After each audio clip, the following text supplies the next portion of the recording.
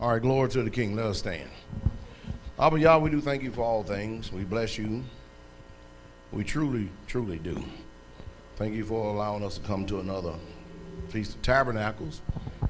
We need your corrections, your reproofs, your instructions, a way of life to help us to be a set-apart people. Speak to us your truth, and we'll glorify and magnify your holy name. In magnificent name, Yahshua. Hallelujah. You may be seated. All right. Well, we're here, and I can tell that while some of you listen to me, you don't listen. Y'all are very spoiled people. Y'all really are very soft people. Y'all are really soft as a group. Y'all hearing me? There's no true grit about you. Let's try to go over the history here just for a second. We're not doing mass deliverance tonight. That's tomorrow night. Okay? All right. Our people left.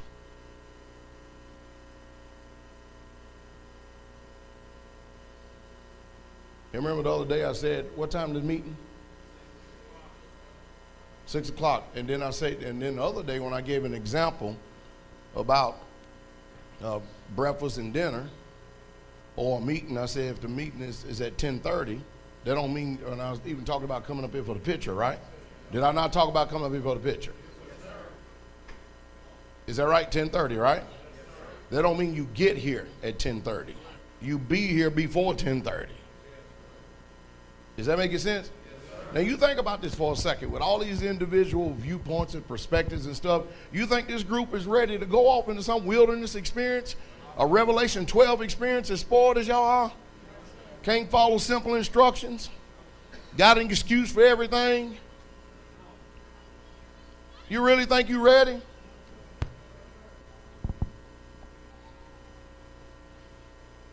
We hear the accounts and the stories over and over again about how that they were in Mizraim, in the house of slavery. Is that right? Yes, our people, the history of our people. Is that right? Yes, and then the Most High delivered them with a mighty outstretched hand. They went off into the wilderness of sin to be tested. We have taken the conveniences of America and modern day civilization to the zenith. We won't reprove ourselves. We won't correct ourselves. We won't instruct ourselves. All we're doing is passing by and passing through. That's what we're doing. The preacher said there's a time under the sun for everything. There's a time to love, and there's a time to hate.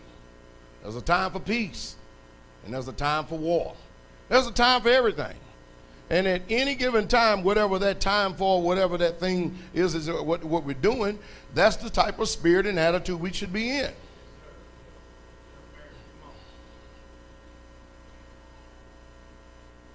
We're not ready for the King to come. Not as a whole, we're not. Nowhere near, too spoiled, and you're not doing anything about it either. Except being more spoiled and making more excuses. When we're in the churches, we complained that they were no good. Now we're at a place that you don't have any excuses to put no fingers forth and nobody, and the fingers on you.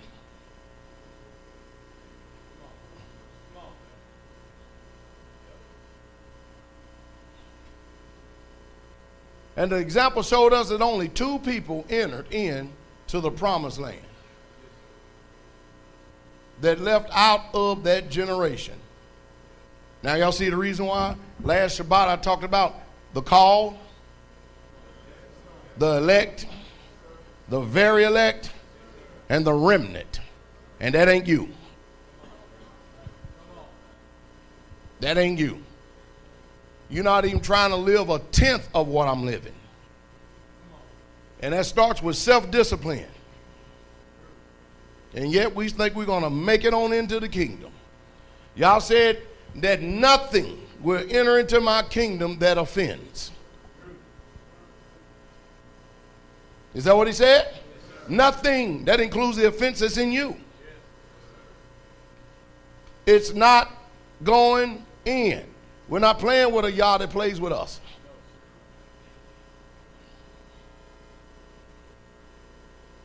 If you see the complacency that we have, you should be motivating people.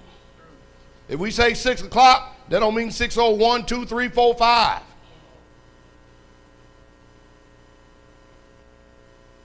If I come in here at 7, I'm still never late. The commander is never late because his duties require him to be elsewhere. You don't have the burden laid upon you that I do. And you don't have any excuse to not be where you should be. You men, the reason why they can lax around like that and you lax around because you don't hold each other accountable. You want them to listen to you, but you don't listen to the heads over you, and you don't even obey Yah. Yes, sir. Come on. How can we be prepared to take off into the wilderness, a place that should be prepared for us? All we would do when we get out there is the same thing that the ancient Israelites did, is murmur, complain, backbiting, be at each other's throat, and we think we're special and unique and any different than they are.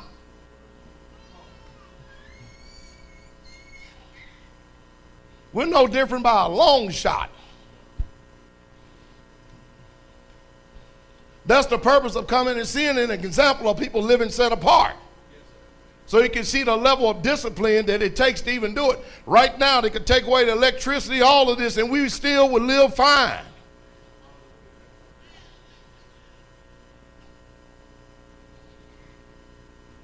In orientation the other day, I talk about being impeccable.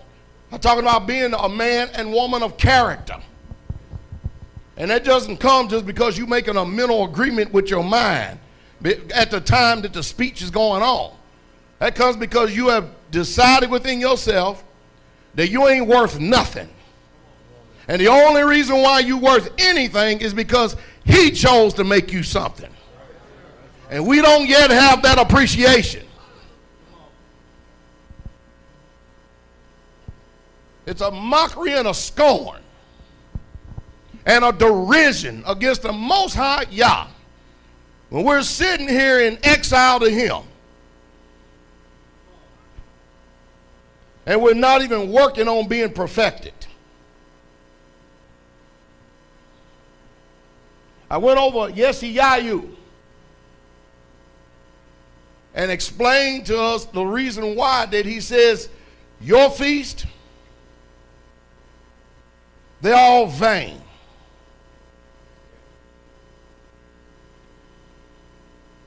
He said, I cannot even stand them away with them. Before all that was said, he said, a sinful nation, a people laden with iniquity, a seed of evil doers. That ain't you, right?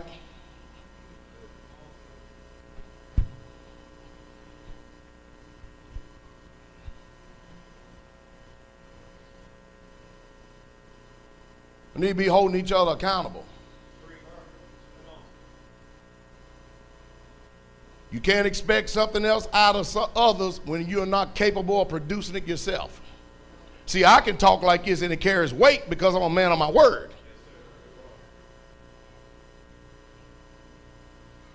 You need to be a man and woman of your word. And stop making all these excuses. Y'all hear me, Israel? Yes, sir. I want to get to the kingdom.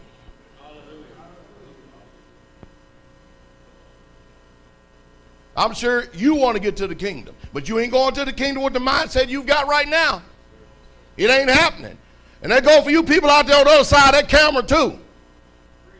And this soft pussy generation, they can't stand and take anybody, any type of man that will stand up and tell you to your face how wicked you are and how you need to change.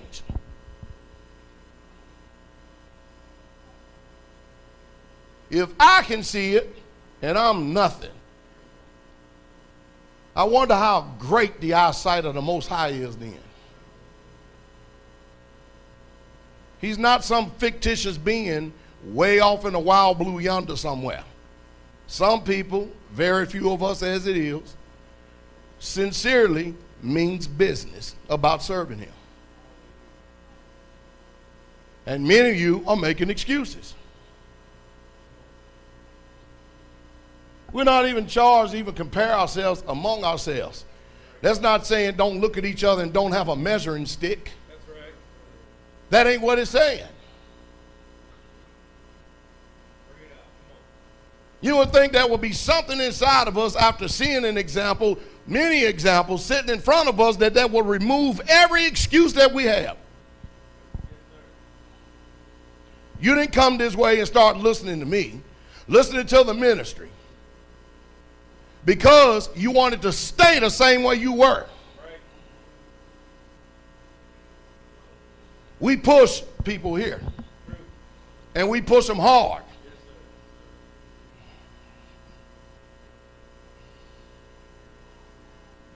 You're not going to be transformed continually with the same old mindset. You got to change. Either way it goes, you're going to change. Whether it be to more corruption or a servant of righteousness. Either way it goes, you are changing and you're going to be changed.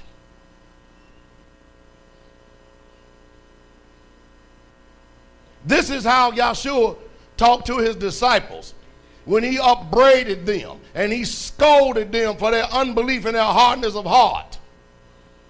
Because they didn't believe. And the way you live and the way you do and the way you act, you show that you don't believe. With your lips, you honor him, but your heart is far from him.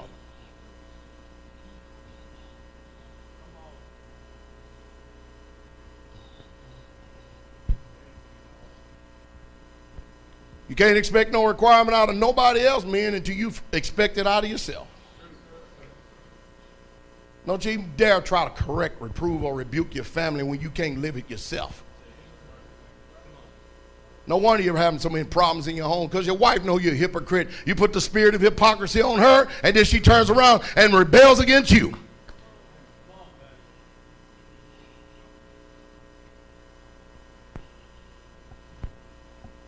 There's a healthy fear that you should have, not only of Yah, but of men. That's not the type of fear in terror and dread. It's the type of fear of honor and respect. And many of you, the only thing you honor and respect is you and your opinion, and you don't live shit. I invite you to come out here and live 6 months with us, to where all your ripping and running and your modern day conveniences are taken away from you, where you don't get to go where you want to go and do what you want to do. And let's see if there's a spiritual change in you then.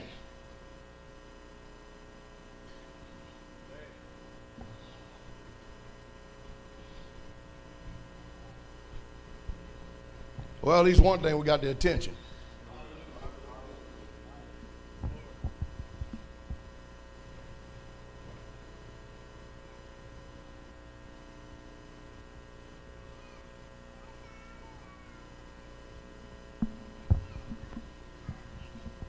Would you listen to me if I act like Joel Osteen?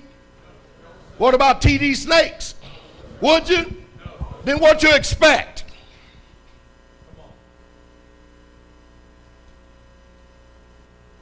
You can't be here tomorrow at 10:30 for that picture. Pack your shit and low. Just leave.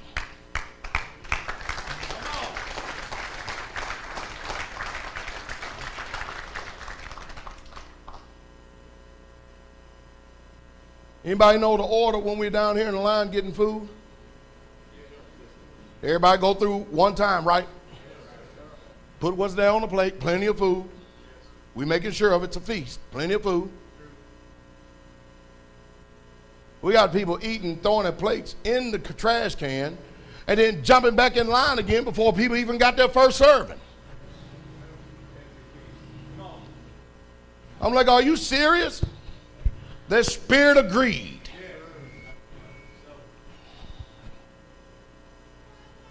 See, we're going to have to actually go on a fast and cleanse his land when you leave. You don't remember the message I preached a few Sabbaths ago? about how the land is full of iniquity? When you do injustices and you perpetuate evils one towards another, oh, you may do your little penance and your little same faces to each other and stuff and use vain words, but their spirit is still here.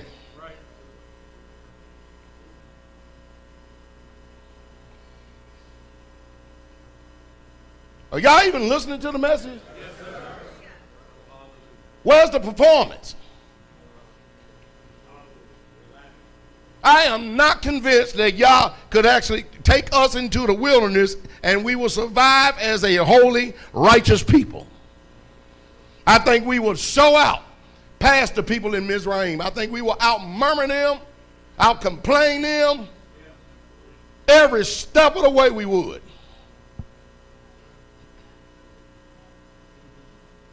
And they didn't have iPhones, computers, heaters, air conditioners, vehicles and automobiles.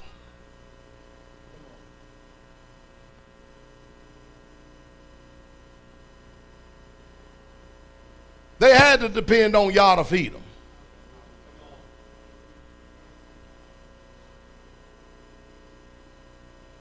See what America's done for us?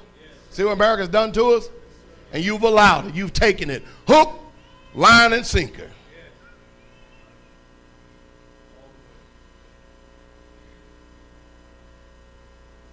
This ministry didn't get to the place where it was being hypocrites, a nation of hypocrites. The Most High Yah has not shed his light upon us and his anointing and hand upon us because we were being like everybody else. You got to be willing to bear the reproach. You have to be willing to despise the shame.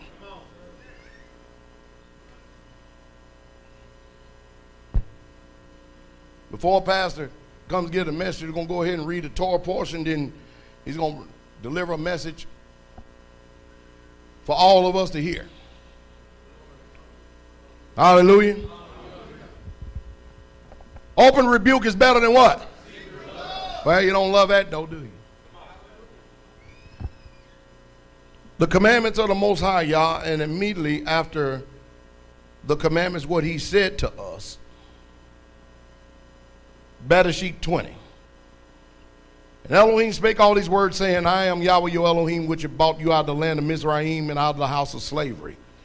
You have no other mighty ones against my face. You do not make yourself any carved images, or any likeness that which is in Shemaim above, or that is in the earth beneath, or that is in the water under the earth. You do not bow down to them nor serve them, for I, Yahweh your Elohim, am a jealous Elo, visiting the crookedness of your fathers on the children to the third and fourth generations of them that hate me, but showing loving and commitment to the thousands of them that love me and guard my commandments. You not bring the name of Yahweh your Elohim to naught. Yahweh does not leave one unpunished who brings his name to naught.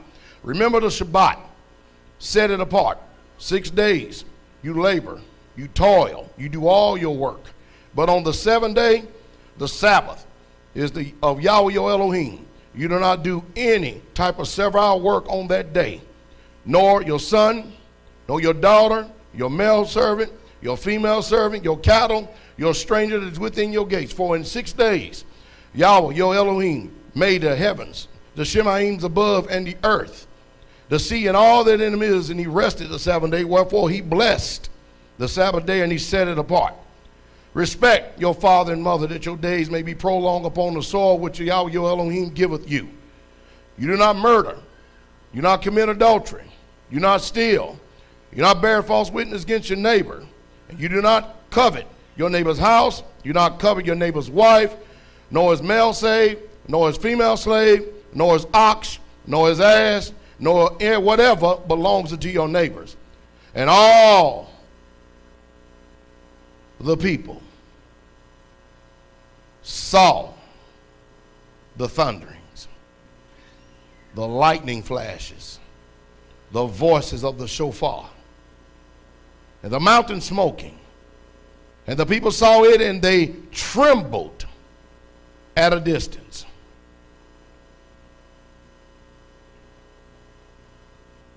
Yah was the one doing the talking.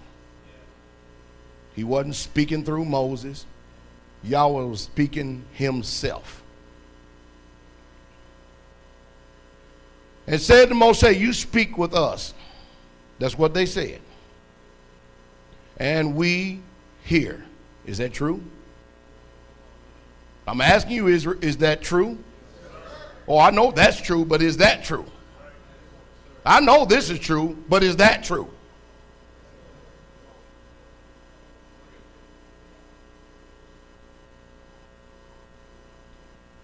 But let not Elohim speak with us, lest we die. And Moshe said to the people, do not fear, for Elohim has come to prove you. And in order that his fear be before you, so that you do not sin.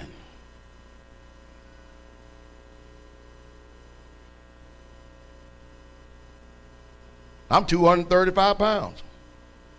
I don't even work out because of falling off a trailer and hurting my shoulder for a whole year. And I only ate 2 enchiladas today. How many of y'all see me with a water bottle in my hand? Raise your hand. There's a few. How do I maintain all this weight? Eating the little that I eat. Some of you went back for 3 big old gigantic plates. Who God is their belly, and whose glory is in their shame. So you don't even know how to be shameful. Where are you going to move? What you going to do if you had to run? How far can you get? Where are you going to go? Preparedness is being prepared and always being ready.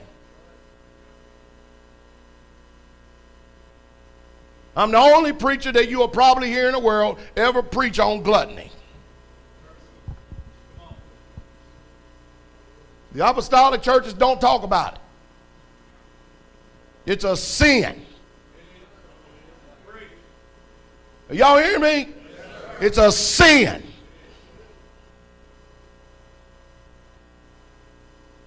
That's how I can tell who's really listening and who's despising the word of Yah. You're not despising me. I'm a messenger, a deliverer. I can't force you to do anything. But there won't be no gag order put on my mouth either.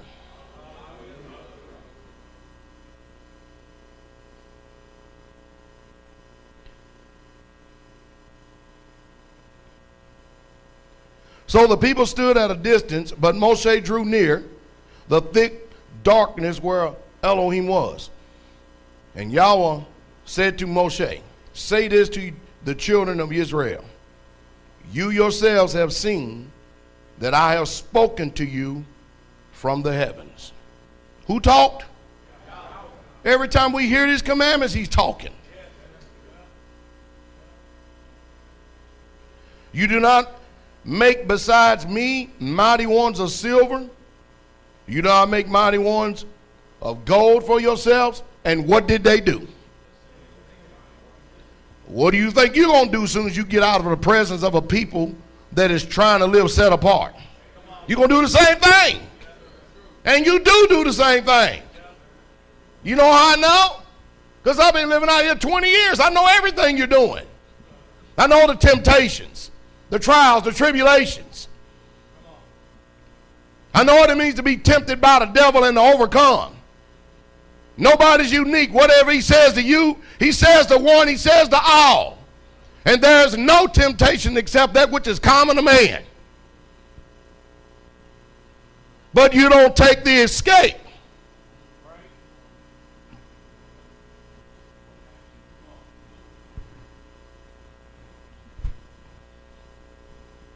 How's y'all going to trust you with his power? His anointing. When you're too busy having your belly for your God.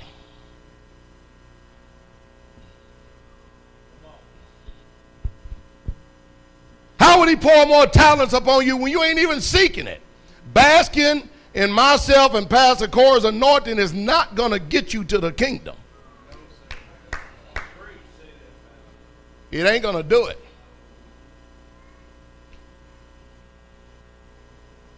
Don't worry, you ain't going to kill yourself, but you need to start the process of dying.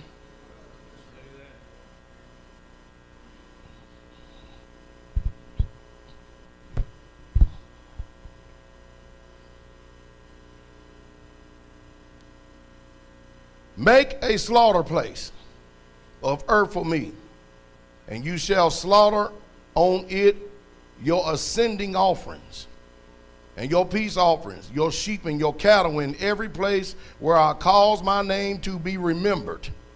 And I shall come to bless you. That's based on conditions.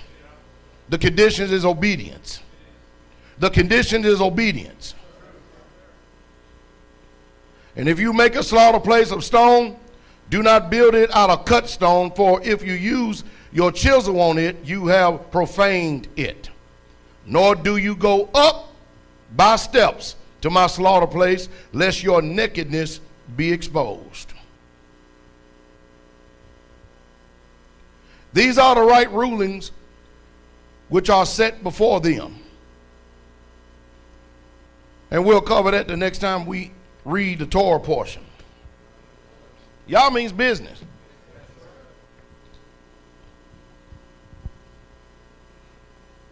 He didn't send Yahshua to atone for our sins and iniquities and transgressions so we can put on garments but still remain like the world.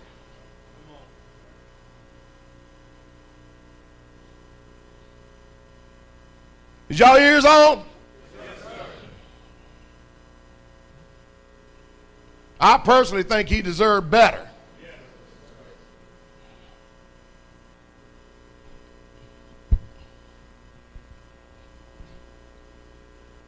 After all these thousands of years, you'd figure we'd get the message regardless of being exiled and having it removed from us, but now it's done come back to visit us again. You have no more excuse. You have no more fingers to point to nobody, nowhere in the ministry of Straitway. You only have coming up to do. And as you come up, we're going to continue to keep growing up higher. Because that same self-drive and determination that y'all put in me, and when he filled me with the Ruach, it still burns. Where's your fire? Where is your fire?